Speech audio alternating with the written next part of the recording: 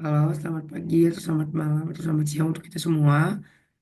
Sebelumnya terima kasih atas waktu dan kesempatannya saya dapat mempresentasikan hasil daripada ilmu yang sudah saya dapatkan daripada membuat jawaban dari triggering question. Sebelumnya saya izin untuk share screen. Apakah sudah?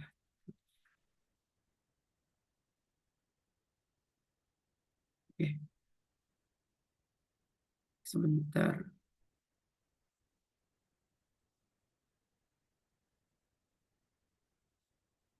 Right.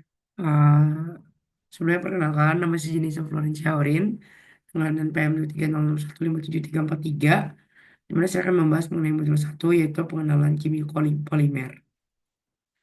So, apa itu polimer? Polimer adalah molekul besar atau makromolekul yang terbentuk dari unit-unit kecil berulang yang kita sebut monomer yang terhubung melalui ikatan kovalen.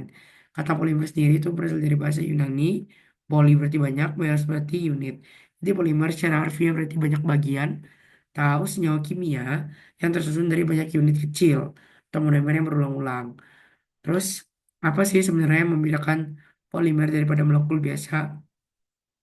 Di sini saya bagi menjadi tiga aspek. Yang pertama yaitu interaksi intramolekul versus intramolekul.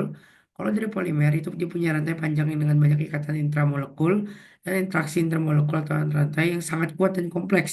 Berbeda dengan molekul kecil biasa yang biasanya hanya punya beberapa ikatan intramolekul dan interaksi antarmolekulnya relatif lemah. Buat aspek ukuran dan bentuk, di mana polimer itu ya ukuran rantainya panjang dan fleksibel, dia bisa lilit, dia bisa bentuk bola, kan jenis dari rantai polimer juga banyak. Nah kalau molekul kecil biasa ya udah cenderung kaku gitu. Buat aspek sifat fisik tergantung interaksi, buat polimer kita bisa lihat misalnya plastik keras vs karet elastis, dua-duanya polimer tapi sifatnya tergantung interaksi antara rantai polimernya. Kalau molekul biasa kecil biasa itu jarang banget punya fleksibilitas, sifatnya lebih tetap dan konstan. Oke, kita masuk. Sebenarnya apa sih definisi dari monomer? Terus unit ulang itu apa maksudnya? Monomer itu molekul kecil yang dapat bergabung dengan monomer lainnya melalui apa? Ikatan kimia yang membentuk rantai panjang yang kita sebut dengan polimer. Setiap monomer yang bergabung dengan monomer lain akan membentuk unit ulang dalam polimer tersebut, yaitu bagian dari rantai polimer yang terulang secara berulang.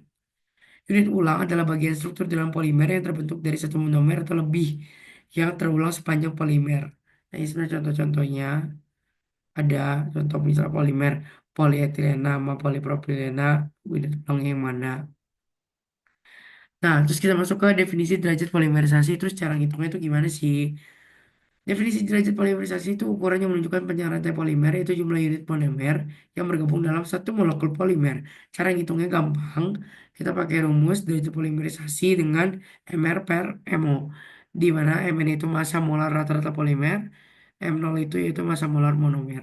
Apa pentingnya derajat polimerisasi sih? So, di sini aku bagi jadi tiga. Yang pertama ada sifat fisik. Dapat berhubungan langsung dengan sifat fisik polimer seperti viskositas, kekuatan tarik, kelarutan, dan elastisitas. Polimer dengan TP tinggi biasanya akan lebih kuat dan lebih tahan lama. Yang kedua, pemrosesan polimer. Polimer dengan TP tinggi cenderung lebih sulit diproses karena punya viskositas yang lebih tinggi. Ketiga, ukuran molekulnya. Ukuran molekul yang lebih besar sehingga mempengaruhi pengaturan struktur dan interaksi antar molekul dalam polimer. Kita masuk ke definisi konsep berat molekul rata-rata atau MR, berat molekul rata-rata bobot atau MW, dan indeks polidisparitas atau PDI. MN adalah molekul rata-rata ini dihitung berdasarkan jumlah molekul dalam suatu sampel polimer. Nah, dalam perhitungan ini kita pakai rumus MN, sigma NIMI per sigma NI. NIMI itu apa? Sigma NIMI itu jumlah total dari seluruh yang udah dikalikan dengan jumlah bulat molekul masing-masing. Sedangkan kalau Mi itu sendiri berat molekul ke I, Ni jumlah molekul ke I, sigma ini total jumlah molekul dalam sampel. Interpretasi mungkin dapat dibaca sendiri. Kemudian buat berat molekul rata-rata atau bobot itu apa? Itu dihitung berdasarkan bobot molekul. Dalam perhitungan ini, molekul dengan berat lebih tinggi diberi bobot lebih besar, sehingga memberikan pengaruh yang lebih besar daripada nilai MW. MW nya kita pakai rumus sigma ini Mi kuadrat tuh dibagi dengan sigma ini Mi. Kemudian yang terakhir yaitu indeks polidisparitas atau PDI. Apa sih itu PDI? Itu rasio rasio antara MW sama MN. Yang digunakan buat apa? Buat gambarin sejauh mana polimer itu dalam sampel punya distribusi berat molekul yang besar. Jadi kayak PDI sama dengan MW per MN. Nah, sekarang kita masuk ke dalam bagian sebenarnya apa sih pengaruh berat molekul tinggi dan rendah terhadap sifat material polimer? Sebenarnya berpengaruh apa enggak? Jawabannya adalah berpengaruh. Sederhananya, kesimpulannya, polimer dengan berat molekul tertinggi memiliki sifat-sifat kekuatan mekanik yang lebih tinggi, ketahanan terhadap deformasi dan ketahanan termal yang baik. Namun sulit diproses karena viskositasnya lebih tinggi. Itu juga sebaliknya. Polimer dengan berat molekul yang lebih rendah, lebih mudah diproses, lebih fleksibel, lebih cepat larut. Tapi itu kekuatan dan ketahanan material rendah. Gitu. Itu secara kesimpulan tapi buat aspek secara detail ini dapat dilihat. Oke, sekarang kita akan belajar mengenai jenis-jenis polimer. Yang pertama kita pecah dulu klasifikasi polimer berdasarkan asalnya dia nih. Yang mana asalnya dibagi di tiga. Yang pertama ada polimer alami. Polimer alami ya berarti dia didapat dari alam yang dihasilkan oleh organisme hidup. Contohnya selulosa, protein, nukleat nih. Gambarnya selulosa ini terus rumus struktur kimia. Yang kedua ada polimer sintesis. Sintesis itu polimer yang dibuat oleh manusia melalui proses kimiawi di laboratorium. Contohnya ada PE, PP, PS. Ini contoh-contoh gambarnya. Terus ada polimer semisintesis. Ini jadi berasal dari bahan alami, tapi udah dimodifikasi oleh tangan manusia. Udah untuk meningkatkan sifat-sifatnya. Contohnya ada selulosa asetat, ini contohnya gambarnya. Ada nitrasi selulosa juga. Oke. Sekarang kita jenis polimer berdasarkan perilaku thermal ya. Yang pertama ada polimer termoset. Yang ini artinya bahwa ketika dia udah mengeras, dia itu udah permanen, dia udah nggak bisa dia apain lagi. Jadi udah nggak bisa kembali gitu istilah bentuknya. Contohnya epoksi atau yang bisa kita ya mungkin kita akrab dengan kata resin gitu. Ada bakelite, ada polyester. Polyester tuh yang sering kita temui sekarang di bahan-bahan baju sekarang sekarang sering pakai polyester. Polimer termoplastik yaitu yang dapat meleleh ketika dipanaskan dan kembali mengeras saat didinginkan. So, ada PE, PP, PS. Polimer elastomer. Elastomer itu ya kita tahu lah itu yang elastis, yang bisa balik lagi ke bentuknya ketika ditarik. Contohnya ada karet alam, silikon, nitril putih, DNA.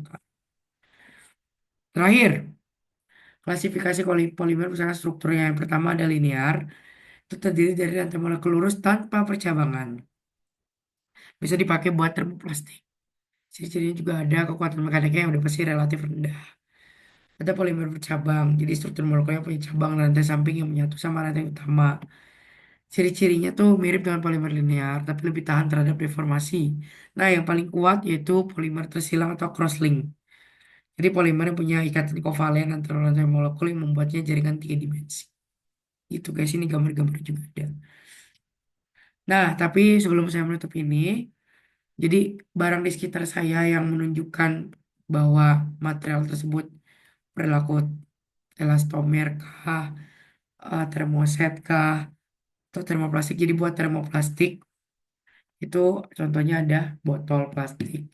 Terus kalau buat termoset, contohnya ada di alat elektronik sebentar. Ini. Terus kalau misalnya elastomer itu ada di karet rambut. Nih, gitu guys. Ini ada plastiknya by the way. So, atas perhatiannya saya ucapkan terima kasih. Kurang dan lebihnya mohon maaf. Ini yang dapat saya sampaikan. Sekali lagi, mohon maaf dan terima kasih.